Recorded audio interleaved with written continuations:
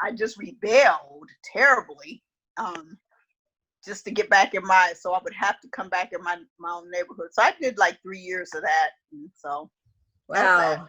But it was all bad. And that's hard. Like, I know, oh, sorry, go ahead.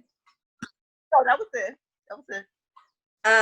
You know, it's hard because I know we touched upon this idea of not being able to be ourselves. And I think that's where, you know, I think we have all struggled at one point in our lives where we really just didn't feel like we could be ourselves. And I know for me, junior high and for the first half of high school was really, really hard to be who I was. And a lot of that has to deal with the pressure of fitting in, pleasing people, and just, you know, it's like when you have a pimple and you think it's the biggest thing on your face and that's all that they're going to notice, you know? I think if I walked in with even 5 pimples on my face, that's probably not the first thing they're going to notice with me. They're probably going to notice that I don't have arms and legs first before anything else. But, you know, this idea of our identity, I wanted to talk about. I don't know if you guys have been able to catch the video for module 2.1 yet. So can I get just like a show of hands or thumbs up if you guys were able to watch 2.1? Okay, Sylvia was able to. Not okay. Cynthia, not yet. Okay, everybody not yet. The vision board thing, I'm a little confused. I had a question, but I can ask it towards in the end about it. Okay, yeah, no, and that's what I'm here for. So we'll talk about that too. So module 2.1, just to recap real quick, you can still go back and watch the video, but I introduced a little bit in module 1 about the BB2 have model of achieving what we want, our goals. And that's why to start off the Belief Breakthroughs course, I wanted you guys to identify one goal that you would like to focus on, because whatever beliefs that you have about not being able to achieve that goal is probably beliefs that are bleeding into other parts of your life. And that's when we get into the core parts of our beliefs. So but it's so hard to focus on everything that there is in terms of all the facets of our life, right? So if we just go laser focused on one goal, then we can start going deep into what our core beliefs are, and then expanding from there. So in the BB2 have model, how many people are familiar with the BB2 have model? I don't want to repeat anything you guys already know. Okay. Okay. So the BB2 have model basically says, okay, let me back up. How we normally operate is we say, I want to have a big house. I want to have $1 million. I want to have, you know, I want to have my dream car, my dream vacation. And we focus on the having of what we want. And then we say, okay, what do I need to do in order to have all of those things or experiences? And then we say, okay, then who do I need to be to do those things in order to have those things? And so most people think that once I have $1 million in the bank, I will be happy. And I'll be able to get to do everything I want to do. And so if we just take that, once I have $1 million in the bank, I will be happy. What the BB2 have model does is it turns it around and starts with the being. Once I'm happy, I will be able to do the things I need to do in order to have the $1 million in the bank. Does that make sense? Yeah. Okay. How about you, Cynthia? Does that make sense? All right. Yes, that does make sense. Okay. So, when we are looking at our identity, our identity is very much tied with our core beliefs. Our identities are rooted in our core beliefs. And so I'm actually going to share my screen now because I wanted to show you something. All right. Ignore all the gross stuff. All right. Present. Okay. All right. Can you guys see that? Yes. Mhm. Okay. So this is how a lot of our core beliefs are created. Okay. So there is in this circle on my left, at least when I'm looking at my screen, it says facts of what happened. All right. So in your life, something may have happened. So I'm going to share an example from my own life. I was like maybe 11 or 12, and I wanted to clean my room. Honestly, if I had arms and legs, I'd probably be like OCD cleaning everything. Everything's organized, but I don't. So, you know, there are things I have to let go of. But I wanted to vacuum my room. And so I'd called out to my dad and I said, "Hey Dad, can you get me the vacuum?" And he brought me the vacuum, plugged it in, and then I grabbed it with my shoulder. And these are like back in the 80s when vacuums were really heavy. And so I'm like trying my best to go back and forth, and then I dropped the vacuum. And I call my dad, "Dad, can you help me pick up the vacuum? I dropped it." And he comes in, picks it up, hands it to me, and I continue vacuuming. But then I dropped the vacuum again. And I did this about 3 or 4 times. And finally, my dad got so angry with me. He came up to me, he came over, handed me the vacuum and says, "What do you think you are? You're stupid if you think that you can vacuum your room." And so when that happened, I had a certain thought and emotion that came and filtered my interpretation of the facts that happened. So what happened was I asked my dad for the vacuum. He plugged it in. I vacuumed it. I dropped it. I asked him to come in. He came in. I picked it up. He handed it to me. I vacuumed. I dropped it. I called for him. He came in, and so on and so on, right? This is just what happened. But my interpretation of what happened was, I can't do this. I'll never live independently. I can't handle something so small. And if I can't handle something so small, how am I going to handle the big things in my life? And so that's my interpretation of what happened. So when we take the facts of what happened, when it's just A, B, C, D, we bullet point what happened, and then we apply our own thoughts and emotions to what happened, we then create our story. And my story in that moment became, I can't, I will never amount to anything. I will never be able to be independent, and I won't have a full life. And when we hold on to our story becomes our identity.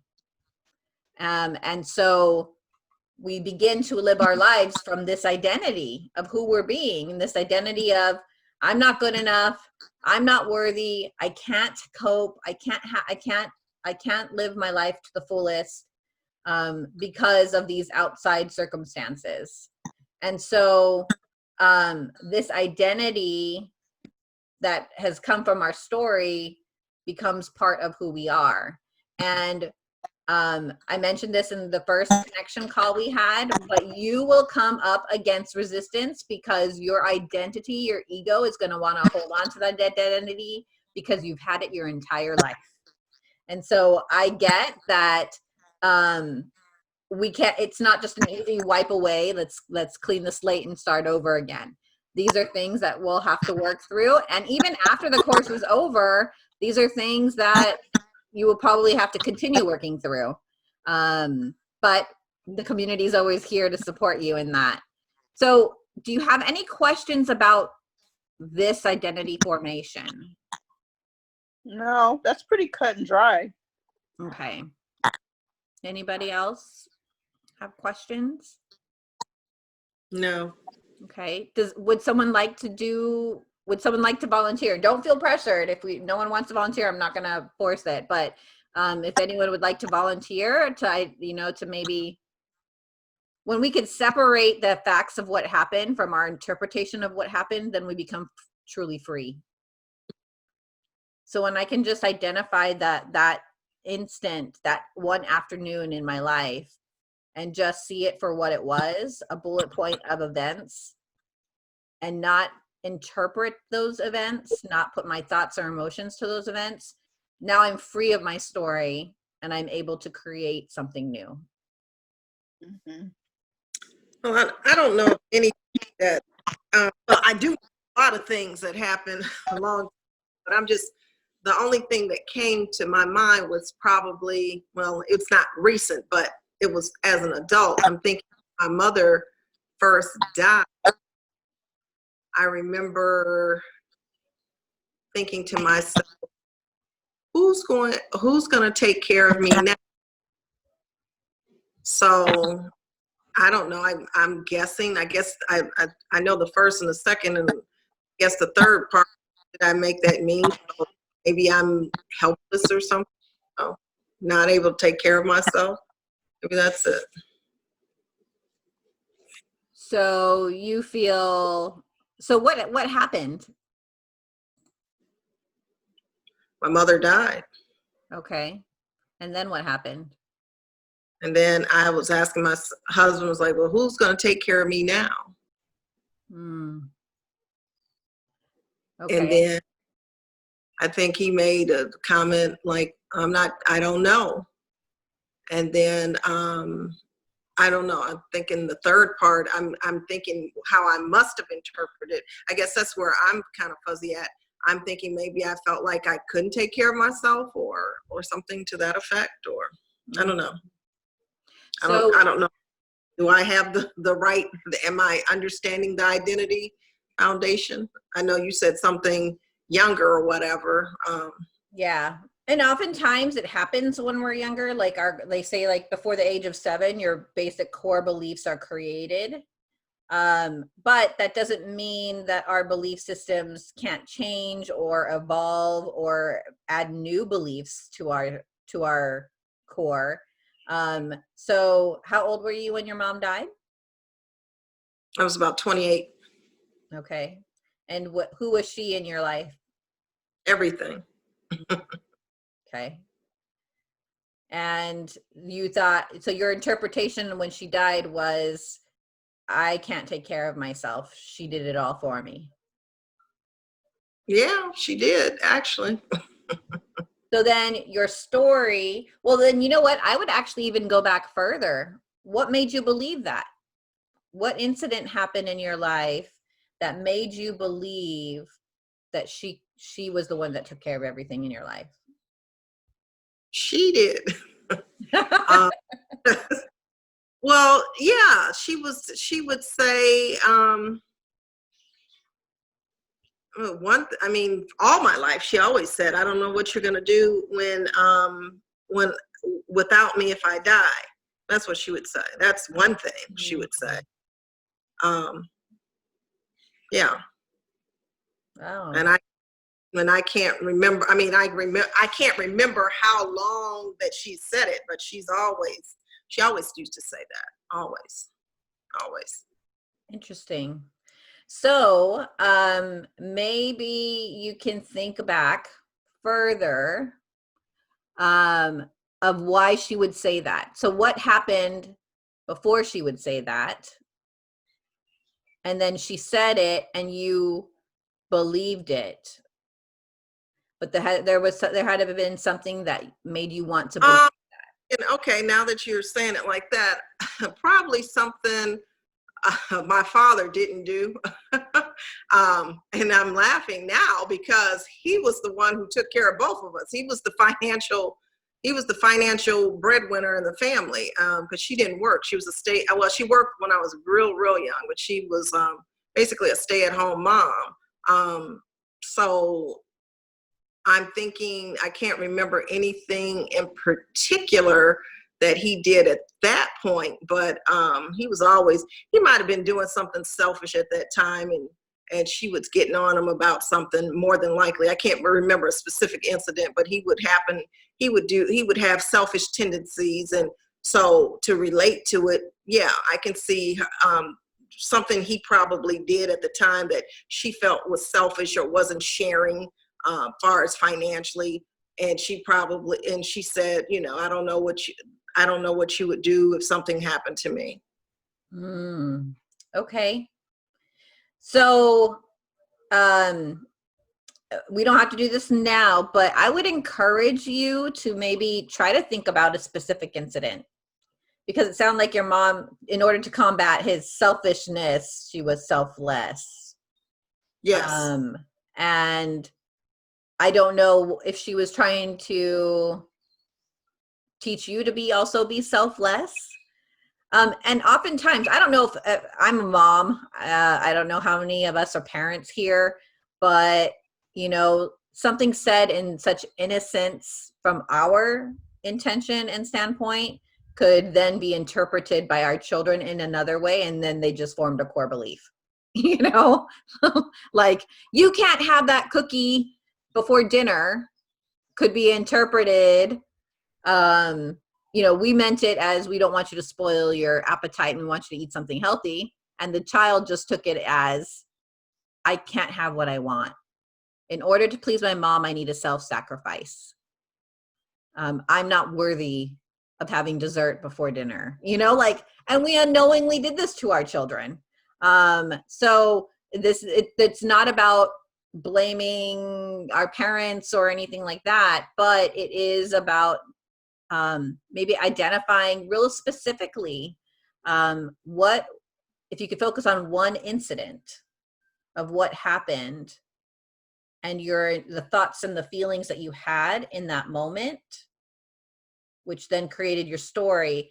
And you want to look for clues like, I can't take care of myself. Did you live from that identity forever? Did you? I think I had honestly, I think I had a mixed identity. There was one part of me, and I guess that's back to what I said, and I can't remember what I said last week, but what was that? I'm looking back here at trying to look back at my notes, is that I couldn't be myself. So I felt, yeah, I do feel that one part of me was, you're helpless, and I need to take care of you. And then another part of me was like, because you're a strong little girl and you need to be strong, and you can be strong, and you are strong. And so I feel like it was a counterbalance. I don't know if that makes. Yeah. And we don't just have one belief. We don't have just one story that we live from. And it could just depend on the circumstances, right? Like, I can be strong in front of strangers, and I can feel helpless with my husband. Right? Yeah. But each of those give us something, right? Like, I can be helpless with my husband because I can be vulnerable, or I don't have to carry the whole weight by myself. I don't have to take full responsibility on this. So just know that every belief we have is either protecting us from pain or moving us toward pleasure. So that's something you always want to keep in mind. And you can ask yourself, is this protecting me from a pain? And what is that pain? Or is it moving me towards pleasure? And what does that look like? So even in our weakness, even it could be protecting us from having to take full responsibility. Or it could just be us giving ourselves a break, or just helping us feel like it doesn't have to all fall upon me. I don't have to be the strong one. But anyway, so if you can, Sylvia, if you can just start identifying, maybe identify one incident on your Okay. own this week, and Okay. what your thoughts and emotions were in that moment, and maybe identify your story and identity. Okay. Because from this for the BD, going back to the BD have model, who are we being in our world? Because who we are being, there's a saying, you don't get what you want, you get who you are. Right? Okay, I see what you're So saying. as hard as it is to swallow, even for myself, and taking other courses, you know, the other experts are like, your life is a reflection of who you believe you are. If you want $1 million, you don't have $1 million. It's a reflection of who you are. Your relationships are a reflection of who you are. Our health is a reflection of who we are and what we believe we are. Right. And so, Right. and so that's the thing. And I muted who wasn't talking, but so unmute yourself if you feel like you wanted to jump in at any time. But I want to focus today's call on who are we being, and if we take the goal that each of you have, your own goal, and we work with the be, do, have model, who do we need to be to achieve what we want? Who do we No, need? it's definitely What? Go ahead. definitely can't be helpless, that's for sure. Right? Exactly. And so who do we want to be? And so I wanted to do an exercise with you guys to start helping you pull that apart. So I'm going to pull up my notes here. All right. Okay, so we know who we are our beliefs, and we'll be going into it a little bit further in the other modules, but real quick, our beliefs are simply made of our thoughts and our emotions. Okay, a belief is created by thoughts and emotions. And it's kind of a circle. Before our beliefs, like when we were super young, before we started creating our beliefs, something happened, we had a thought about it, and there was a certain emotion that carried that was so strong that it created the belief, and the belief was born. Okay, so so to simplify, our beliefs are created by our thoughts and emotions. So if we want to identify who do we need to be in order to have that specific goal, we can start with our thoughts. And often our thoughts can be I am statements. So I am worthy, I am confident, these are the thoughts that we have in our heads about who do we need to be, what identity do we now need to adopt. And I don't mean not be your authentic self. Okay, don't by any means. Actually, it's the opposite. I want you to become more into who you are. You were born amazing and precious and valuable with gifts and talents that are meant to fulfill a purpose in this world. And the world beat you up and tried to make you forget about it.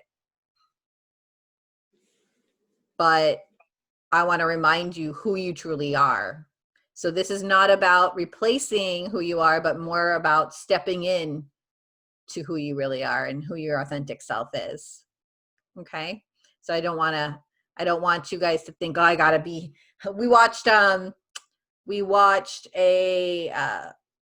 Elton John, what's Rocket Man? We watched Rocket Man the other day, and there's a line in the movie that said, you need to kill your old self in order to step into a new self. And I was like, oh, I don't know about that. And that did not set right with me. So I wanted to clarify, this is not about killing yourself, your old self. This is about stepping into what you always were created to be. Okay. So if we think about what you want to have, you want to be successful, you want to be an entrepreneur that makes a big impact and influences millions of people. You want to be a writer that whose words breathe life into others. Who do you need to be? What thoughts do you need to think? And I'm just going to start just asking some questions regarding our thoughts, and you guys can write down. I can put these in the modules, so if you guys wanted to journal more about it, you can. But what would the person that you need to be to have what you want to have think about success?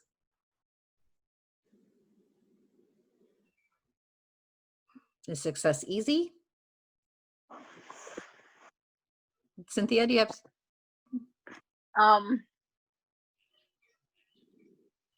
For me, the thought that what came to mind is I am smart.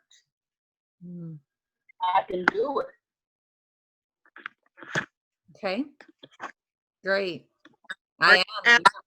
Thought that we want to think, or the thought that just immediately came up when you said it? Well, you know what? As I was putting together this exercise, I was thinking, how cool would it be if you did a before and after? What would your old self, the beat up self, the story, the identity say about success? What thoughts would they have about success? And then, in order to be a successful business person or have healthy relationships or have vitality and well-being, what would that identity believe or think about success? You know what's crazy that came up for me, which I'm actually surprised of when you asked that question, the first thing that came to my mind was success is hard. Mm-hmm. I'm like, wow, where did that come from? Mm-hmm. So I don't know, but that's what came up. It definitely wasn't I was smart. That was for sure. I like hers. Right. Well, and so maybe you could, draw a line down the middle of the paper and put me now and me in the future, your vision, like for your vision board. Yeah. Okay. So when you think about success, for you, your old self believes that success is hard. For Cynthia, I am smart. I am capable. And then, but for Sylvia, you could always adopt that, right? And for your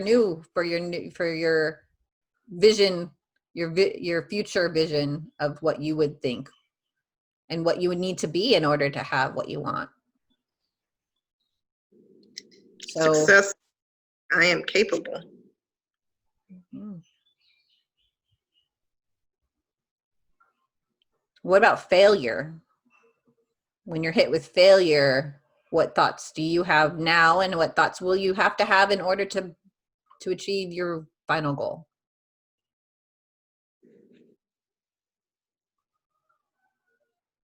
I'm just going to hold space for you guys to write. If you feel like you want to share, please speak up. But if you don't, that's okay too.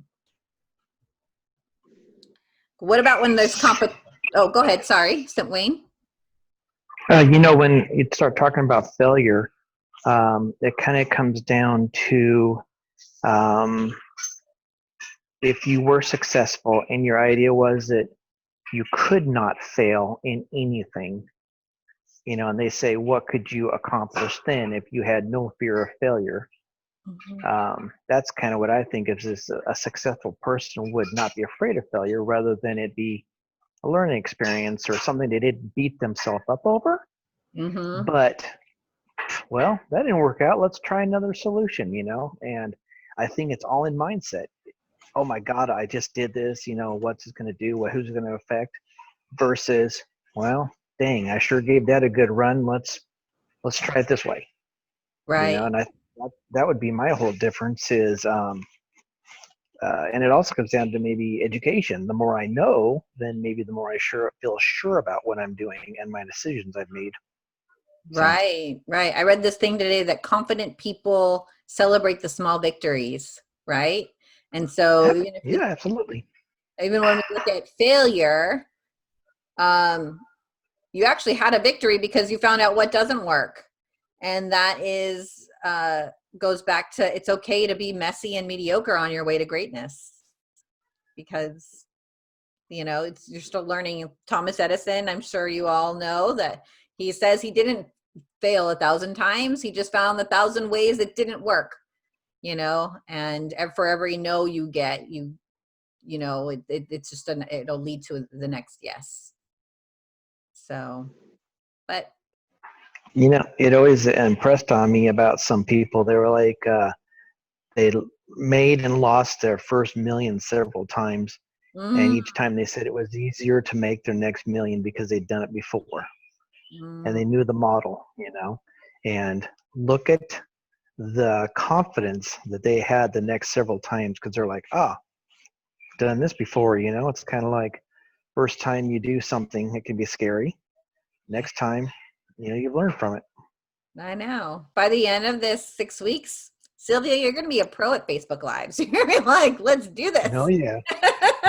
That's going to be a success. Exactly. Smart. Woo! I love it. Okay. What about when competition comes in? What are your thoughts now about competition? And what do they need to be about competition to have what you want? Are you, do you feel like you can't measure up with current competition? I don't. You don't? Awesome. I feel like if they can do it, I can do it too. Mm-hmm. So my issue isn't with, my issue is getting the task, getting the things done. But I feel like if I'm just as capable as the next person, I'm just as intelligent as they are. Why would I make them be higher than me, but yet I'm not better than them, but we're equals, if I may.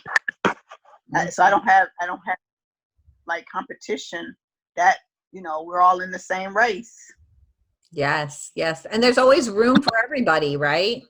When I started doing the speaking thing and was surrounded by Les Brown's platinum speakers, oh my gosh, I was like so intimidated because they were out there like big energy, big people. And they're like, wow, and then like they're preaching, and I was just like, hi, my name is Pauline. And so I had to learn how to embrace my own voice and be okay that that's my voice. And some people are going to hear my voice where they don't hear another's, and vice versa. I'm not going to be everybody's person. And being okay with that. What if you're not? What would your thoughts be about you not being their person, another person's person?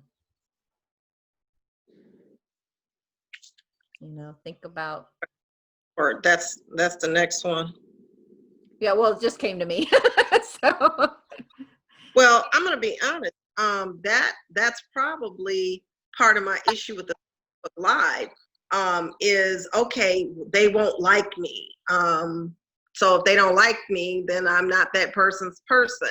But I don't know, over the last, probably since the last time we spoke, and I don't know, something Wayne said that kind of hit me like, yeah.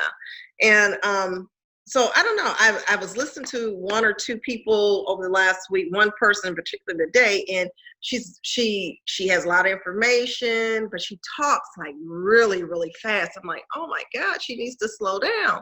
And she's talking so fast, it's actually causing anxiety in me. And then I thought about another lady who talks fast and a lot or whatever, but again, great teacher, lots of information. And I don't know, I thought about that today. It's like, okay, everybody is not going to be attracted to your style. Some people's styles you're going to be attracted to, and some people are going to be attracted to your style. And I just kind of looked at myself or whatever. So I answered that, I guess, for myself today. It's like, okay, everybody is not going to be attracted to your style, just like you're not totally attracted to everyone's style, but sometimes people will listen to you because they want the information, and sometimes people are going to tune you off, but that doesn't mean that you can't help people. Right. That's exactly. I love that you had that experience today. I'm glad you had it also, because that's one of my issues. I talk because in my work, I have talked to a lot of people, and sometimes I just have to get through this call, this email. So I tend to talk fast, and I kind of see that as, I guess, not failure, but see it as a down thing. So thank you for saying that, Sylvia, because that's just how I talk. That's how I present. And the material I present a lot of times is good material. So I've been struggling with, maybe I need to slow down a little bit. So that kind of gives me some good thoughts. So thank you for that. Oh, good. Oh, well, you're welcome. Well, I guess what I'm listening to her talking so fast, one person with her, to me, I hear anxiety. And so it's like, oh my God, I can feel her anxiety through the Facebook. It's like, wow, and stuff that, I mean, and I'm listening to you, Cynthia, and it's like, if you talk fast, you don't sound like it. She, and it's like one of those, it's like if you were eating corn on a cob, it would be, oh my God. And it's, so to me, what I hear when she's doing it is anxiety and stuff. Not that it matters, and apparently nobody else is picking it up or even cares, but again, it doesn't really matter because they want the information that she's giving them. And I mean, she's a wonderful person and stuff. So, it doesn't matter. But yeah, when you're talking too fast, it's processing the information for one thing, and people like me that's sitting there thinking, wow, she's awfully nervous. So, I don't know. So what are your new thoughts then, Cynthia?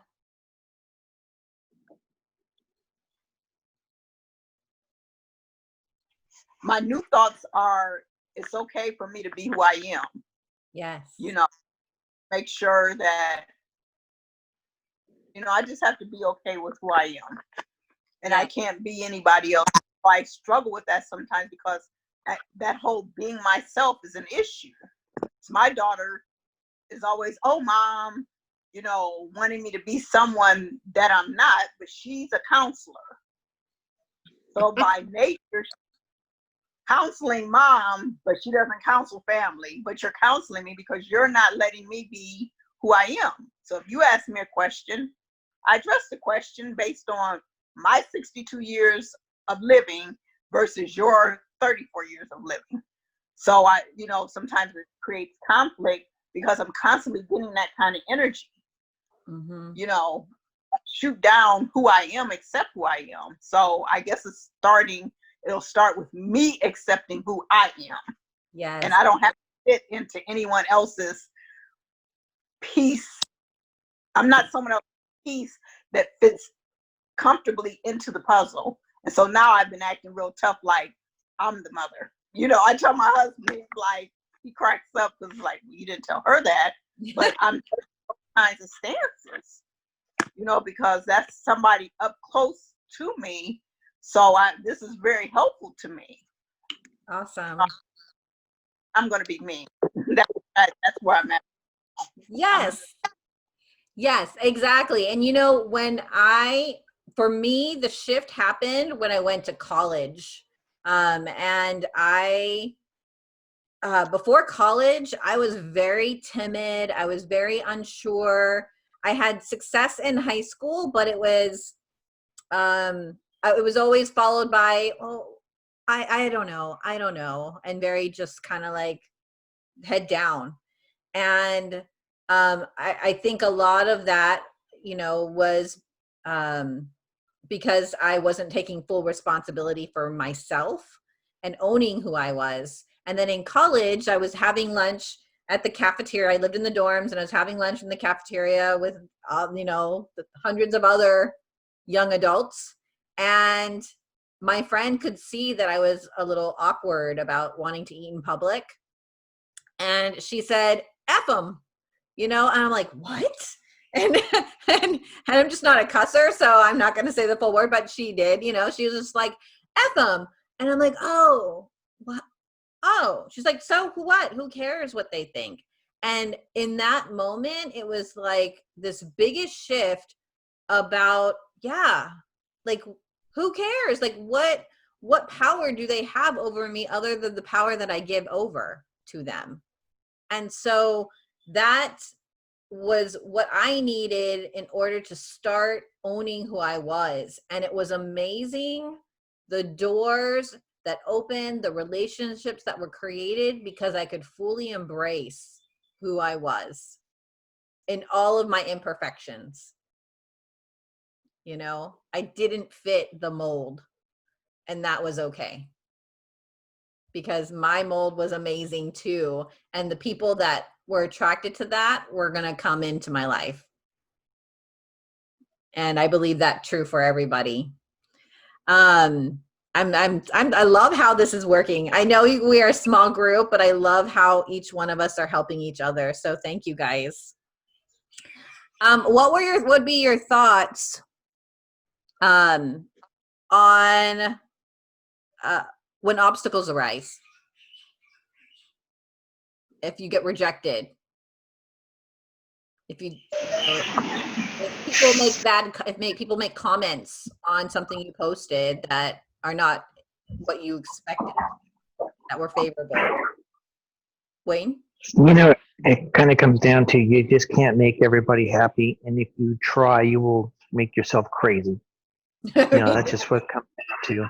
I mean, honestly, I used to really be concerned about what people thought or said about me, and I can still have that tendency, but I had to learn that it really doesn't matter what they say, you know, and you have to become secure in yourself so that you realize what you say is important, you matter, and if they want to come and attack you or say something like that, then take it with a grain of salt and just keep plowing along, you know. Yeah. It's kind of like I also say, I never have a problem, or I don't look at things as a problem. I look at it as a challenge because that can be solved. And so, you know, and if you're going to go out there and put yourself out there in a business or writing a book or whatever you're going to do, you're going to get criticism from other people. But usually it's because of three reasons. One, they want to be like you. One, they're jealous of you. And God, the third one escapes me. But anyway, you know, a lot of times people are envious of you when you are out there and you are doing successful stuff. So you're going to get that kind of stuff. And I was laughing the other day because someone said I need a new group of haters because all of these have become friends. You know, I love it. and you know, that's life. But if you, yeah, especially your family, but, you know, you're just going to have to get kind of a hard shell when people say things about you. You can use it as a learning experience. Maybe it's something that you can learn on. But just like you said, Pauline, you have to learn to be yourself and accept the fact that you're not like everybody else, but you are special. So. Well, and if we dig a little bit deeper to not being able to be ourselves, or having this need to conform, sometimes it can be going back to, I don't feel like I'm enough, right? That could be the core of I can't be myself, is I'm not enough and I'm not worthy, or I'm unlovable.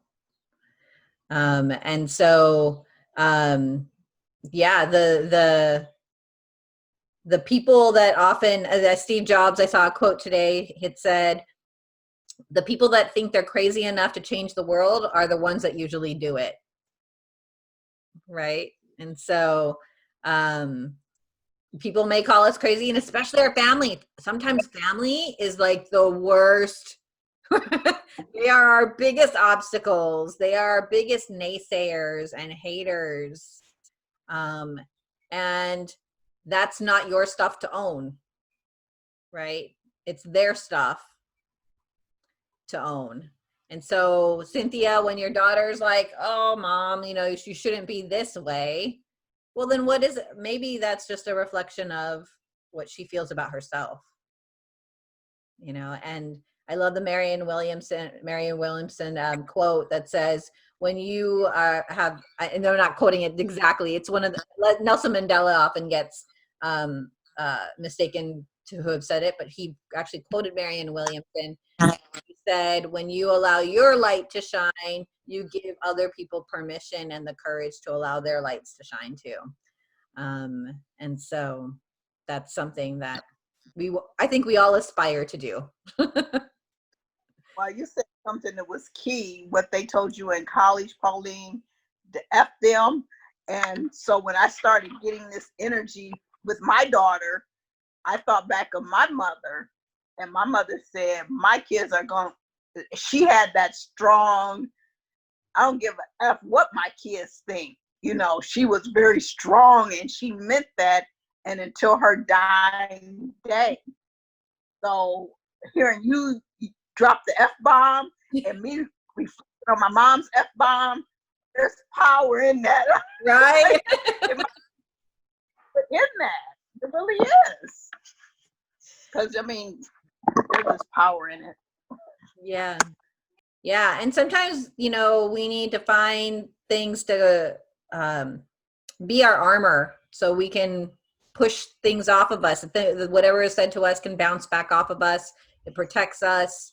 And that's good. And we need to also, hopefully this course will allow you to go deeper into that too, though, you know, like, okay, where, do I need that protection still? Because I still feel like I'm not good enough? Or is it okay to let it go because I am good. I am enough. I am smart enough. I am pretty enough. I am capable enough. I am lovable just the way I am. And so I think that this is amazing. What about when you have to meet someone new or step out of your comfort zone? You know, what are our thoughts now, and what do we need them to be in order to have that goal?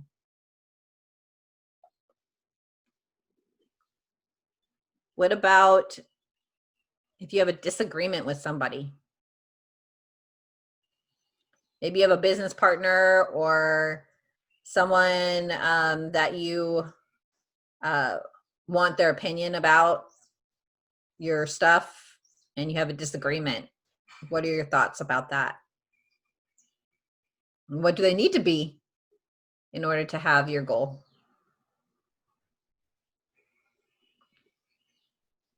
What about money? What are your thoughts about money?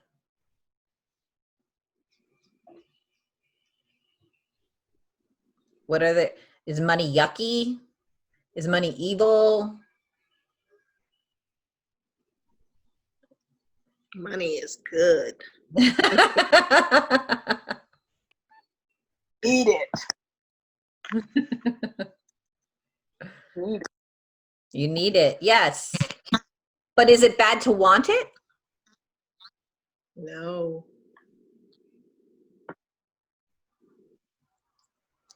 And they're almost like they're equals. Want, need. Mm-hmm. In my head, anyway. Well, some people will say, you know, I need this amount of money. Like, okay, let's just pretend, how much money would you want to make a month?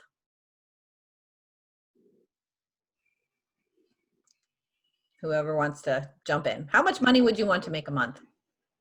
I would 10, 15 grand. Okay, 10, 15 grand. All right. Okay, how about, sorry, Sylvia or Cynthia, how about you? I was thinking maybe about 20,000. Tickle me pink. 20, 20, 25,000, is that what you said? Yeah.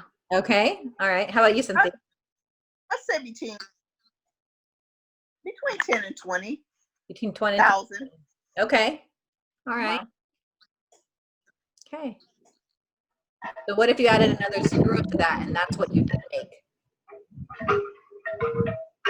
Then you couldn't stop me.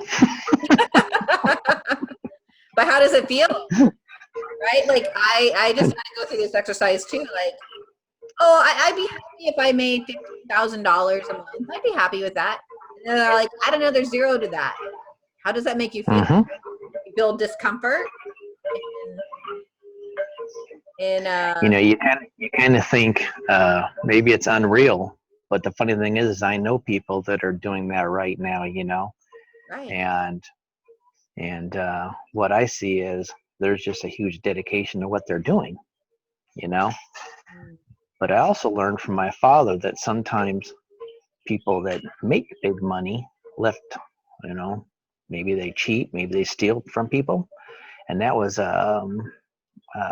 mindset I have to get over, you know. Mm-hmm. So whatever, you know, we have certain beliefs and relations to money. We have certain thoughts about money. And there will be, our glass ceiling will be right there. I've connected money and power together. I think I came to that realization probably within, if it wasn't yesterday, it was the day before yesterday, that I've connected money and power. So if I don't have money, I'm not valued, I'm powerless. Yeah, I think, yeah, money, somehow or another, I've connected money and power, and lack of money means I have lack of power, lack of value. Yeah, because people pay your worth. So what do you feel? Do you feel like money is a validation? Yes, very much. Okay. I don't think it should be, but yes, that's what I came to the conclusion, how I've tied money. I think money is good, but yes, money is, I'm using money to validate my self-worth. Right. So I remember when we moved to Hawaii, and we were telling all our friends and family in California about it, and we were from the Bay Area, so Silicon Valley, you know, lots of money in Silicon Valley. And we were telling our friends, yeah, we're gonna move to Hawaii. You should totally move there too. It's a great quality of life. And a lot of responses that we got were, I could never make the amount of money I make here that I make there. So it wasn't about their happiness or their quality of life. It was about their net worth equaled their personal worth, which then if we dig deep, could perhaps go back to I'm not enough. But we want to release ourselves from that, because who says we can't have not 15,000 but 150,000 a month, right? Because money is a resource. But technically it's just pieces of paper or numbers in air now these days with digital banking. Right? Like there's really no value in the paper. The value on the paper is what we say it is. So money could also be, I mean, it's a great analogy for how we value our own worth, you know, as a person. But how about time? What are your thoughts about time? There's never enough time. Time is money. Time is money, right? So if you don't have time, do you not have money? Or if you don't have money, you don't have time? Actually, that's been, but go ahead. Sorry, what did you say? Actually, that's been my reality. I have time and no money, or money and no time. So I'd like to have time and money. That's where I'm going. That's what, I don't think it has to be like that, but that's been my experience, and probably what I said to myself. No, not probably said that to myself. But when I have time, I have no money, and when I have money, I have no time. So, Right. It's amazing how they're intermingled. But what are your thoughts about time now, and like those, like you just expressed that so beautifully, Sylvia. But then what would your thoughts have to be in order to have the goal that you want? goes back to value. You got to value yourself, and create a life around your time. Yeah. If you value yourself, you you can get what you think you're worth, and you can create a life around your time. You don't have to create time around money. I guess that's what I'm trying to say. Right. Yeah. But how do we use time? And we'll get to well, that's the third slide, but like, just to get your juices flowing, like how do we view time? Like, how do we use it? Do we watch 10 hours of Netflix and then wonder why we're not? And what does that say about who we're being, right? In relation to time. Again, it's just a reflection of who we are. Everything that we have or do, every habit that we have, that we practice, every behavior we do, is just a reflection of who we are, right? Our beliefs bleed into our behaviors. So, but, and this is stuff that you can do when we're done, even when we're throughout the week. Just real quick, and you can think about these things.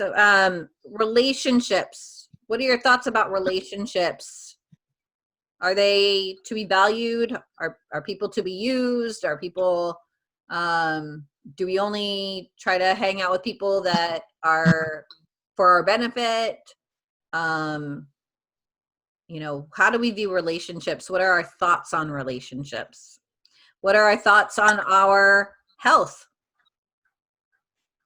What thoughts do we have about our current thoughts about our current health, and our future thoughts that we would need in order to have what we have?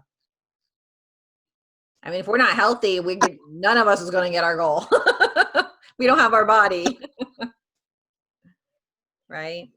And what about our, all of you here already, just the fact that you're here says to me that you believe that you're worth the investment to put the time and the money into growing yourself personally.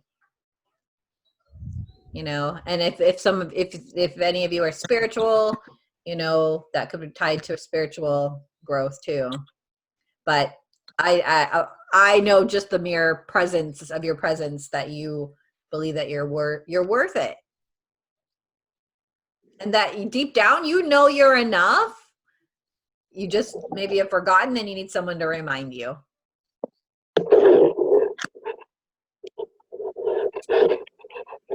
So these are things that you can also apply. I mean, those are just those were just questions that I wanted to pose to start getting your juices flowing about what thoughts do you currently have and in the current identity, and who do you need to be, and then in your future identity to have your future goal, what thoughts do you need to have? And all of those same things could be applied to your feelings.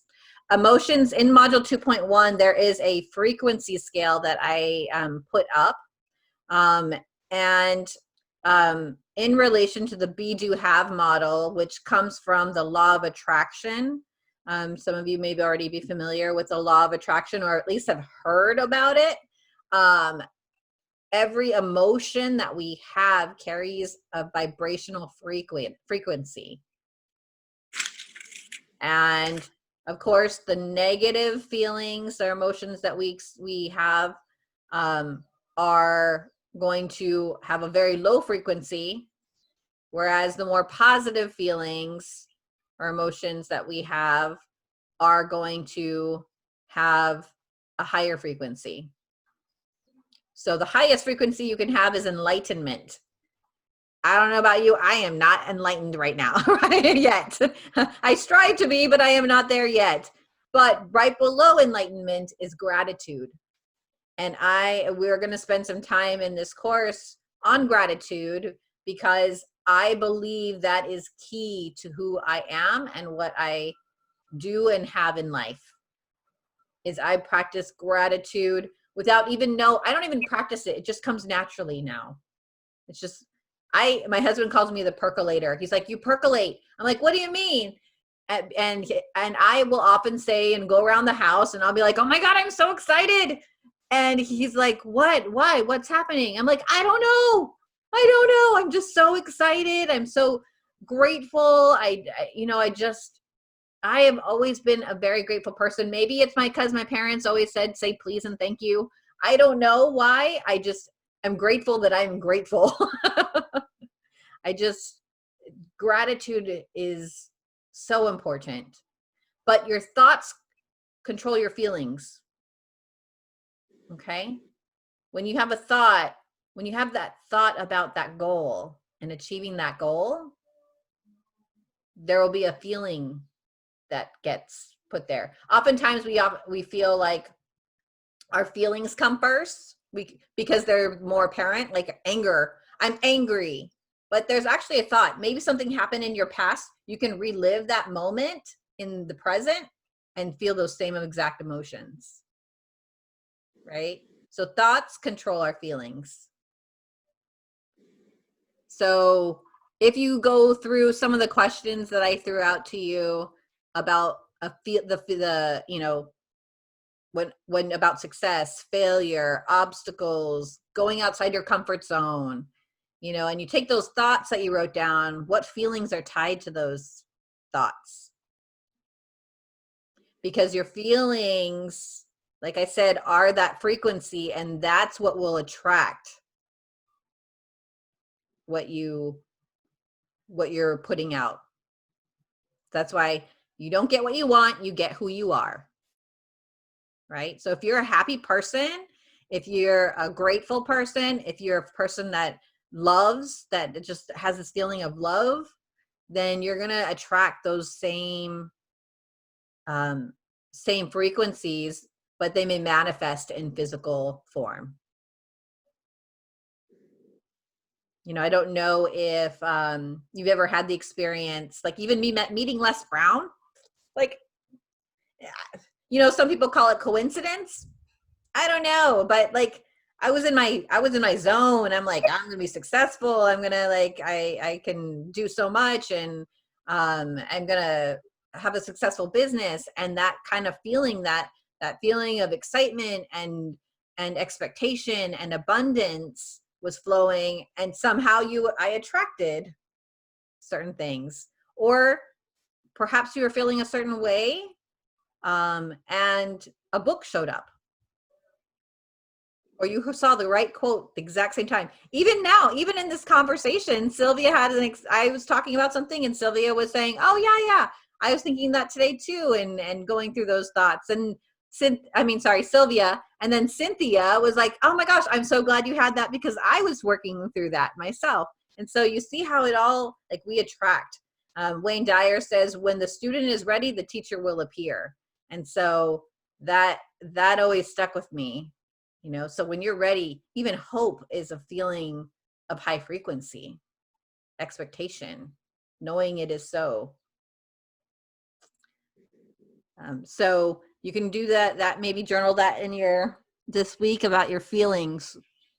And then, of course, I mentioned earlier that our behaviors, our beliefs bleed into our behaviors. So do we spend 10 hours on Netflix? Or do we spend 10 hours on feeding our mind, or helping our bodies by exercising, or listening to a podcast, or journaling and exploring who we are? Maybe you meditate, maybe you pray. You know, what are the habits you have around those things?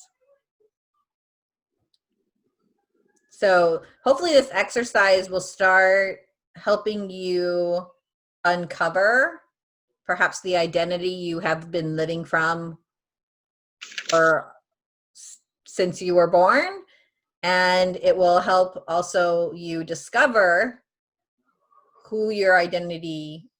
what identity you want to create, because you can free yourself from your story, right? We want to free ourselves of this ring. We want to separate these two circles so that way we're free to create.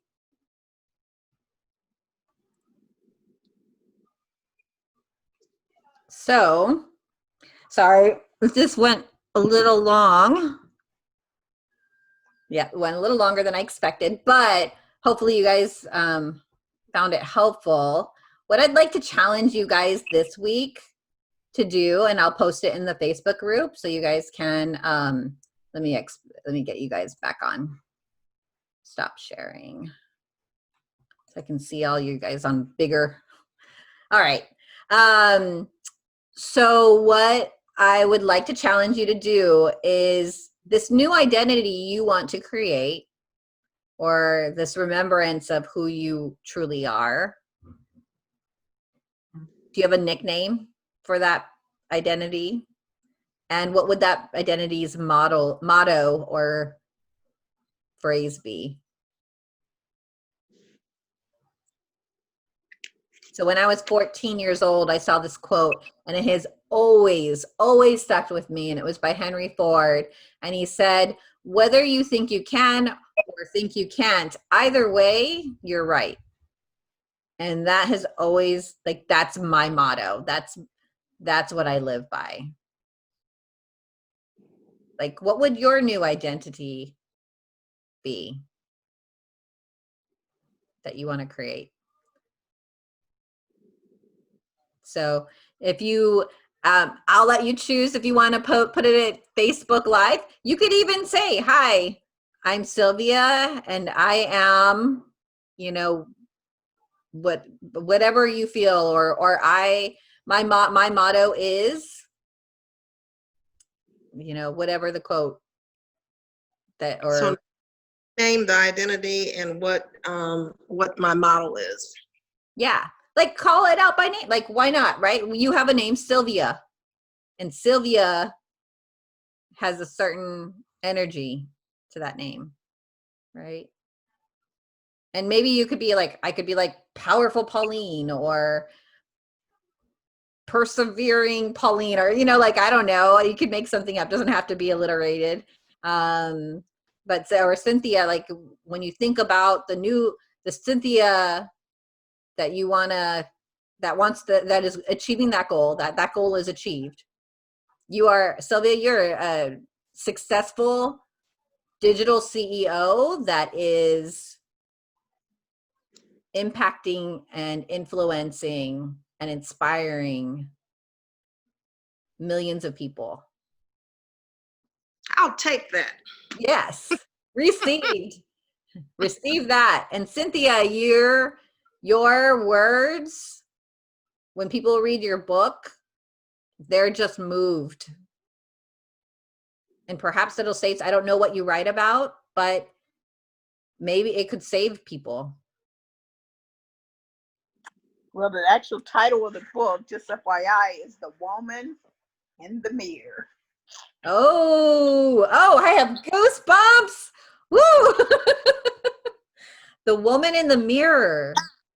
I like that. That's amazing. And I'd love to learn more about it. I mean, the more we speak what we want, that's more momentum. That's energy being given to that goal, to that dream, you know? So yeah, like, I'd love to hear, you know, what that's all about. I think I need to, just hearing this and thinking about the nickname, this can be an opportunity for me to start promoting based on my nickname, which is really the title of my book. Mm, that's beautiful. That's Yep. amazing. Yeah. Cynthia, the woman in the mirror. That's amazing. And you know, think about, you don't have to Yep, that's it. come up, you know, maybe something pops out to you. Maybe you have a favorite quote or a motto that you like, oh, yeah. Then share that, you know, and you could write it in the homework. You could write the challenge, your response to the challenge in the Facebook group, or you can do a Facebook Live.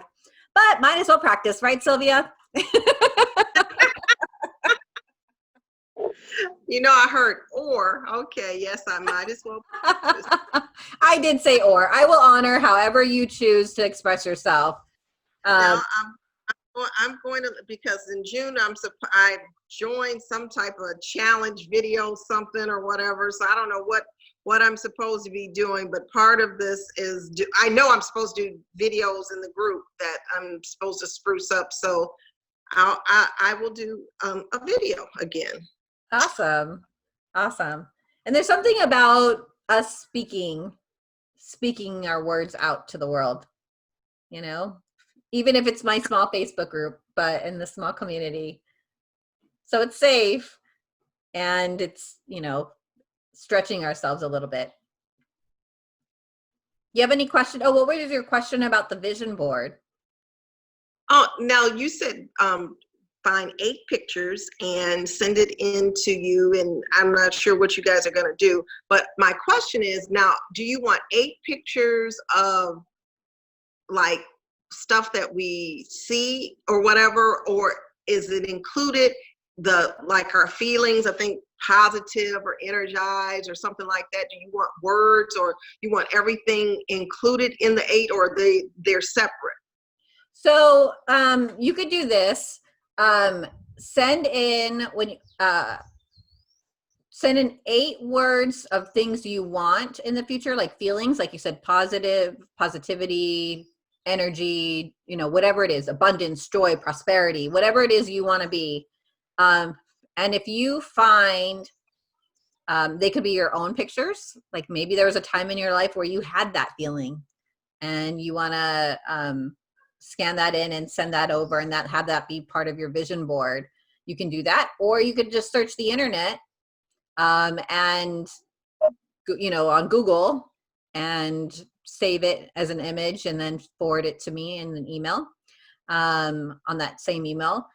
So however you want to do. I've had some people in the previous class where they just put their feelings and I chose the pictures, but I think to make it more personable, it's better for you to choose your pictures. But if you just have feelings and you don't really want to do the search, that's okay. I can So I can or one or the other. That's what you're saying. Yeah. But I would love to see the feelings, and then I can incorporate the words. Or if there's a quote that you want to include on your vision board, I can do that. Okay.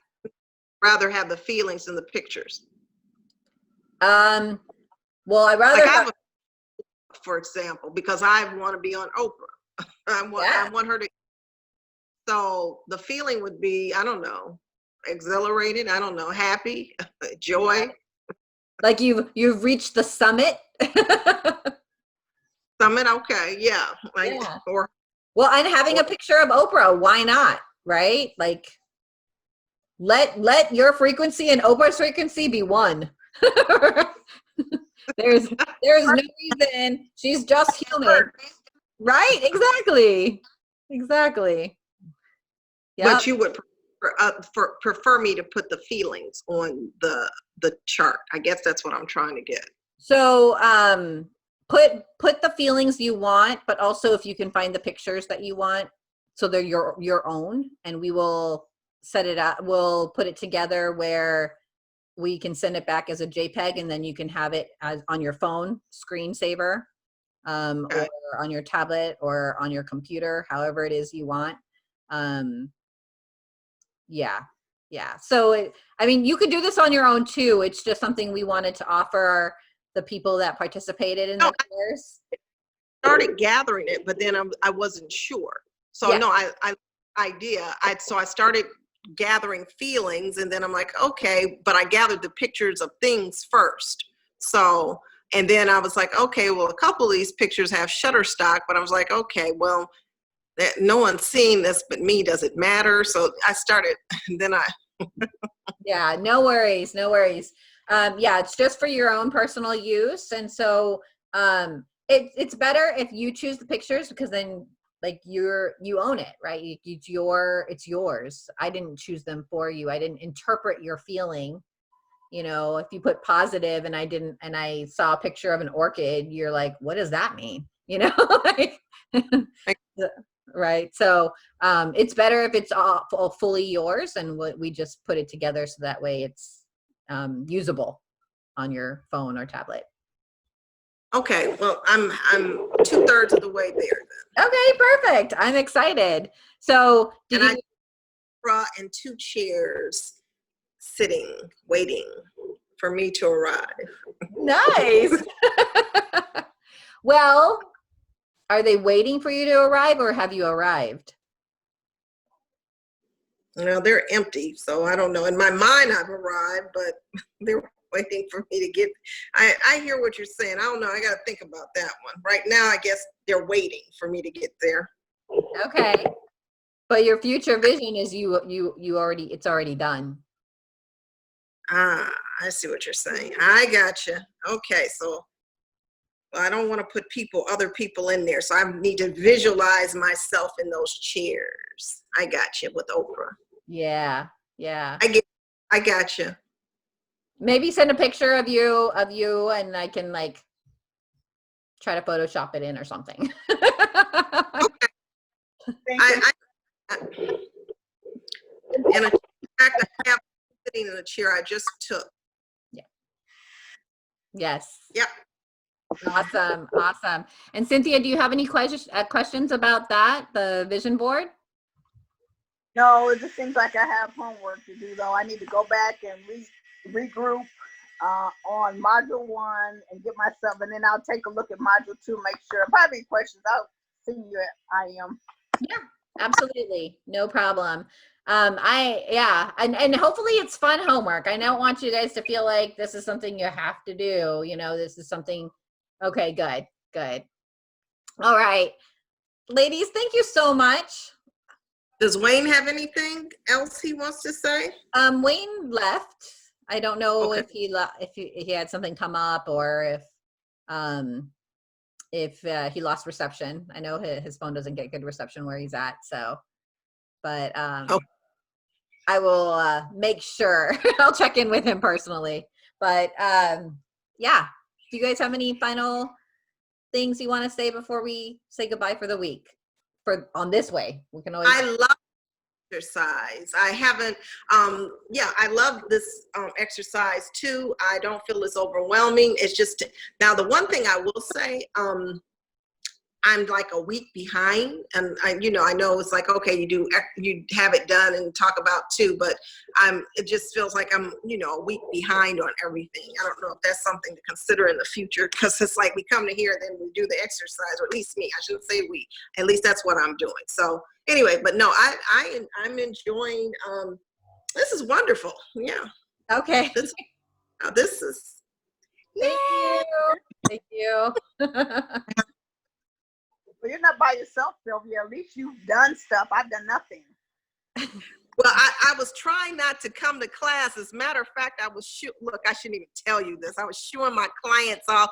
Well, because I got little kids, so they didn't really want to talk to me anyway, because we got about 85 degrees here, play outside, but I wasn't encouraging them to stay on the phone either.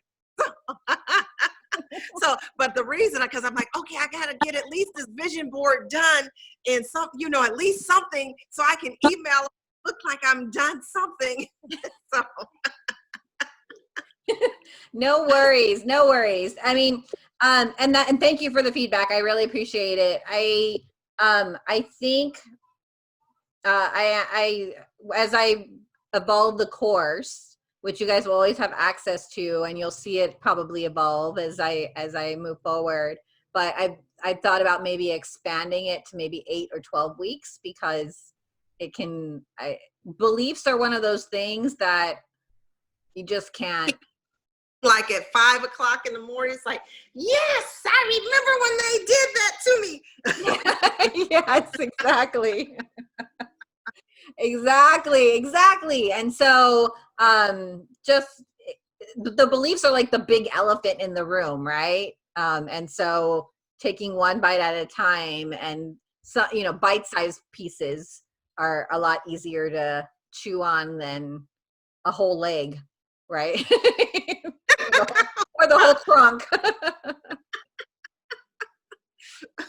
Oh God. So with that visual. Wait a minute. What one other thing? And I laughed because you and this is you've stopped me from doing, and you're the first one. In your course module, it's like, okay, I'm clicking and clicking. I'm like, how come I can't get in? And I'm laughing, like, okay, I have to do this before I can do that. So I was like, she really intends for us to do this whole thing. I can't pick and choose. So I'm laughing. So I'm not gonna lie, there's a part of me that's irritated because I want to pick and choose and hurry up. But at the same time, I'm like, I think for once in my life, maybe this is a good idea. I got to actually do this stuff before I can go to the next module. So. Yes, I appreciate that. I appreciate you working with me on that. It's like trusting the process, right? Like yeah, I gave over. Yes. Because if you get it all too much at the same time, it'll get very overwhelming. And yeah. So trust the process, like Mr. Miyagi and the Karate Kid. I'm asking you to paint the fence right now. Paint the fence. I know, and trust me, I would have been way ahead if you hadn't locked me out. Yes. You understand what I'm saying. I am me, how to get where I need to get, because I don't even know how to get there. Oh, okay. All right. So let me, I'm gonna stop this recording for this coaching call, and I apologize, guys. I am so glad you all showed up because I was late to recording it. But I will. How about Sylvia? I'm gonna let you go, and then I'll just work with Cynthia on getting back into the member vault. Not a problem. Okay, bye-bye, you guys. Bye, guys. Bye, Sylvia. Okay. Thank you. Bye-bye, Cynthia. Bye, thanks.